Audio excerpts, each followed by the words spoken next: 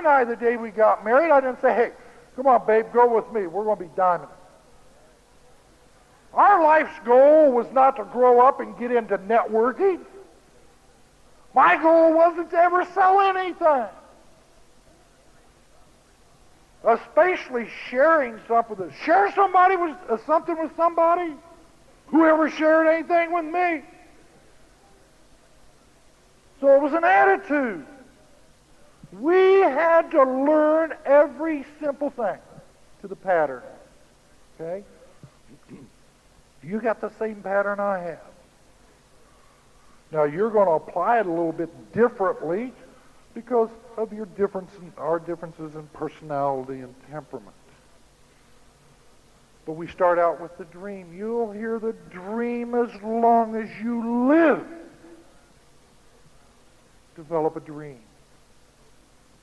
Connie and I had dreams, and her and I used to talk about them.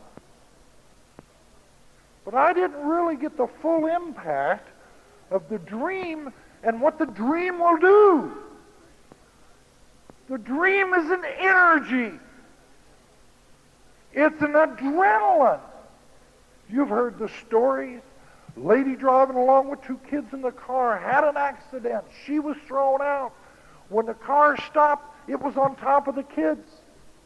The lady walks over, reaches down, picks up the car, drags the two kids out, drops the car.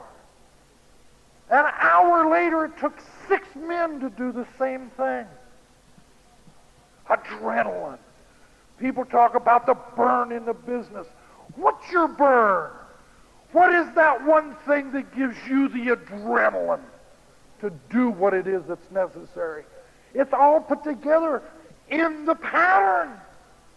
So how to apply it, how to get it. The burn. Burn's part of the dream. Make a commitment. I could do a 5-hour seminar on commitment. Probably 10. You're spending 40, 60, 80 hours a week working for somebody else, and his wife's wearing a mink coat, and yours is wearing a wool one. Tell me you don't have time. I hear time is an excuse more than anything.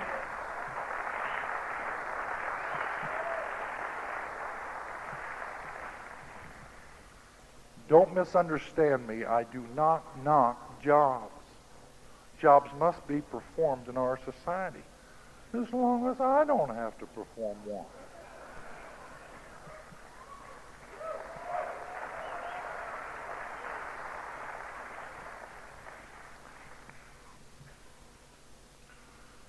Commitment of time.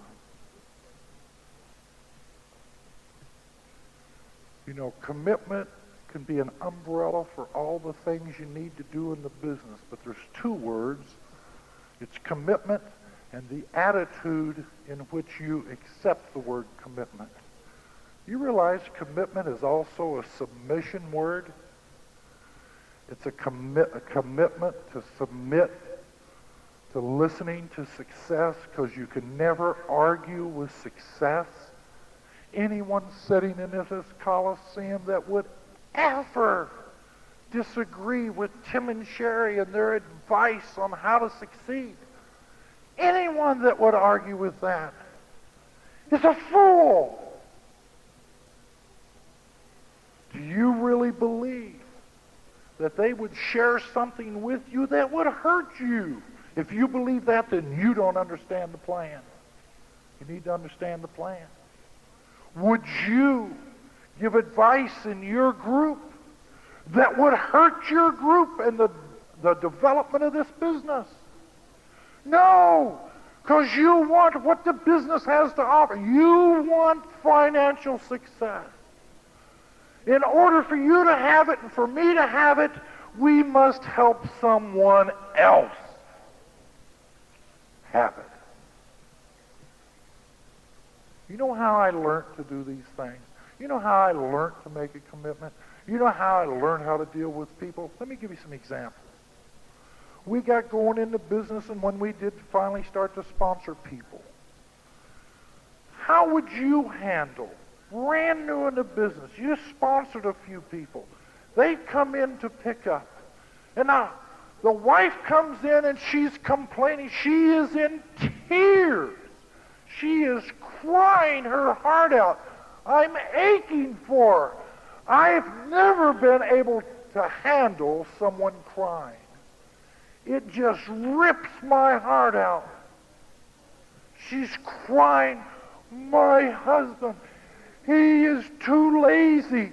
He's laying on the couch watching television.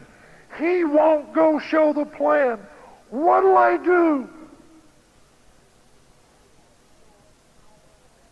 I didn't know how to handle that.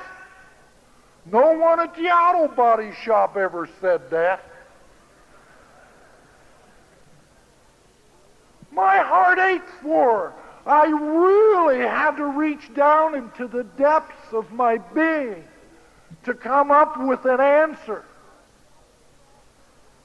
that would satisfy her at the time, but it had to be right.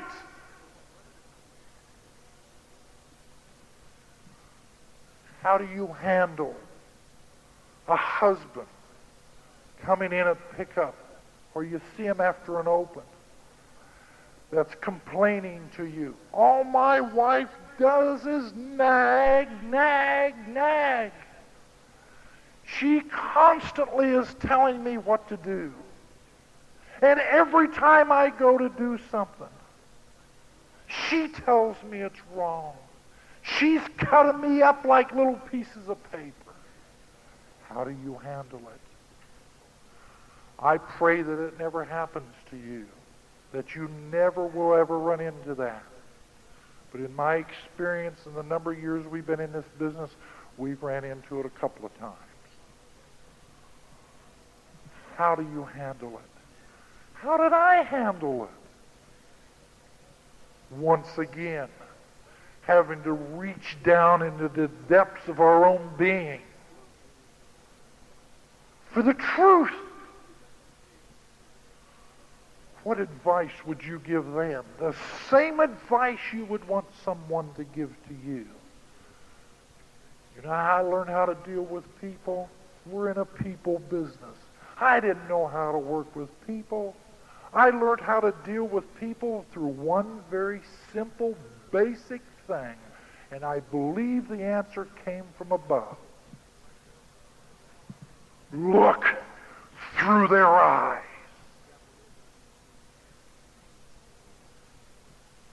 And when you can look through their eyes and honestly tell the truth, remembering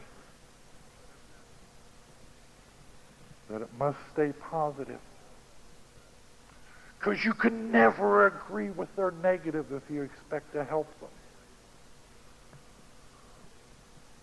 The truth in a positive and uplifting way. How did we handle negatives in the business? The same way. I always look for a positive in it. Take every negative. You can't give me a negative I can't turn into a positive. There's no such thing on this earth that is so negative that we cannot make positive. We've had other things over the years, other businesses out there start, supposed to be better than this one. Nothing outside can ever touch us. The only time anything can touch you is when it is inside and you allow it. The strength that you and I have is in being together, doing the same thing.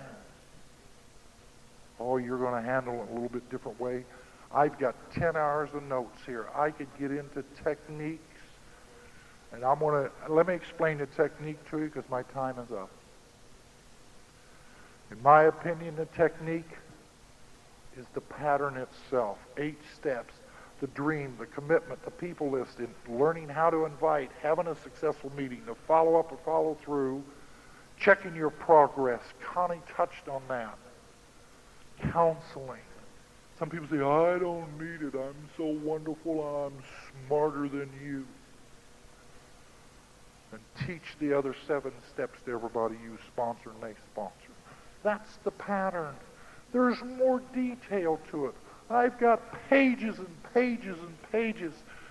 And when I came out here, I says, I'm not going through it all.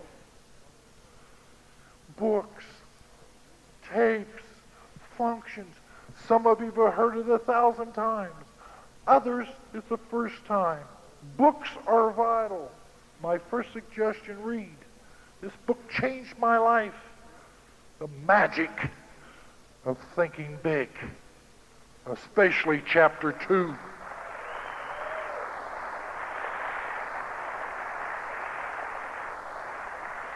Tapes, if a person disagrees with tapes,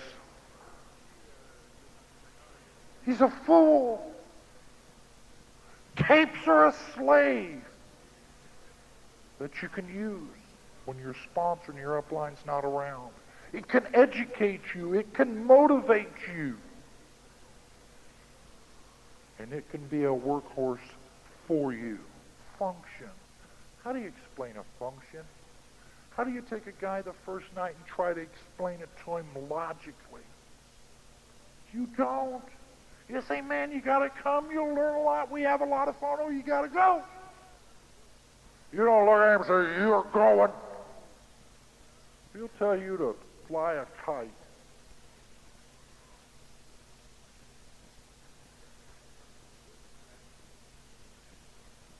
There's do's and don'ts in this business, yes. You'll learn the do's and the don'ts. Golly, I wish I had the time to tell them all to you. Let me close with this one thing. Probably one of the most important things I can tell you for whatever level you're in the business. Have fun. I have fun. When you're dealing with people, be relaxed, know who you are. It projects confidence, and always look them in the eye. You think Connie and I and Tim and Sherry and Don and Nancy, you think we don't have fun?